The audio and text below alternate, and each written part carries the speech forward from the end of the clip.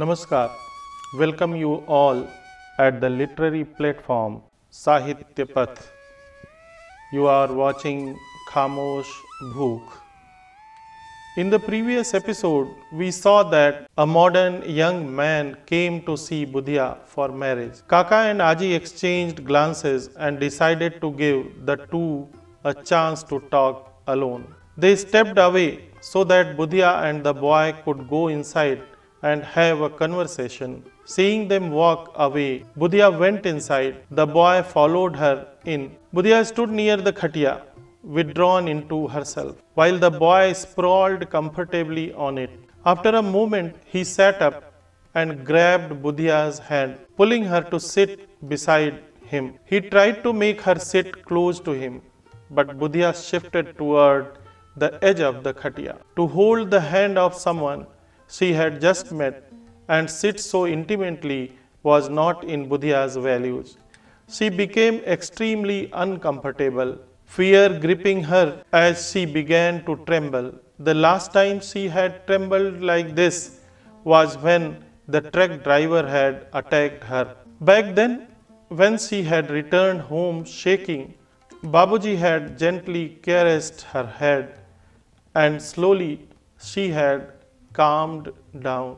But this Pushpa too did not such thing.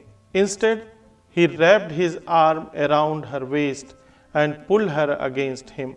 Now Buddhiya was shaking even more, completely unsettled. Every man Buddhiya had encountered in her life so far had turned out to be hungry. Hungry for her in a way that had nothing to do with kindness or love. No one had ever spoken to her with pure intentions.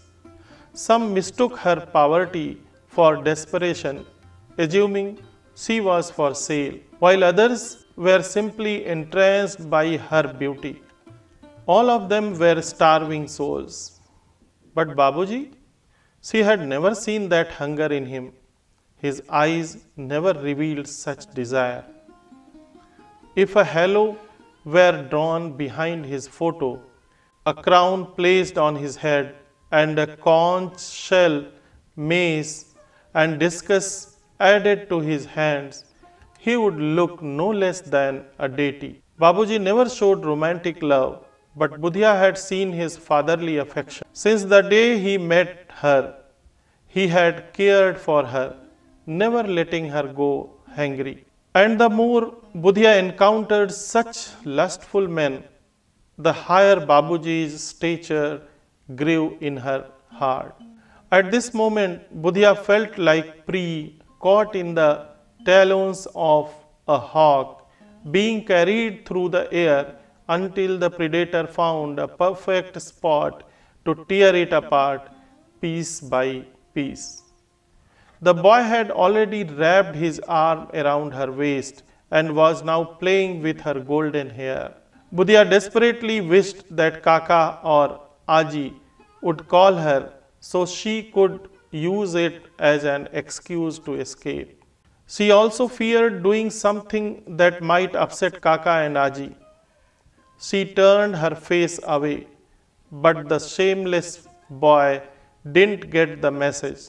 He behaved like a thirsty man who, upon finding nectar, didn't bother to savor it. He wanted to chew it greedily instead. If he was thirsty, he could have simply admired me with his eyes, Buddhiya thought.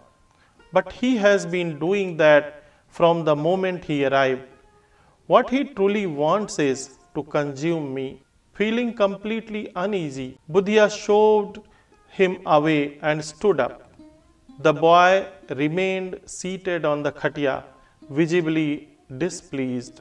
A dark thought crossed Buddhiya's mind. She felt like grabbing the sickle tugged in the thatched roof and slicing his throat. But then fear of Kaka and Aji stopped her.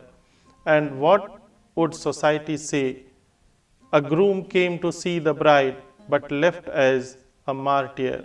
Buddhiya stood there, anxious and lost in thought. If you have come to see me, at least talk to me first. Tell me about yourself. Ask about me. How will you take care of me? Where will you keep me? You live in Surat. Will you take me there? Or will I spend the whole year waiting for you to return? Who is in your family? Are they elderly or young?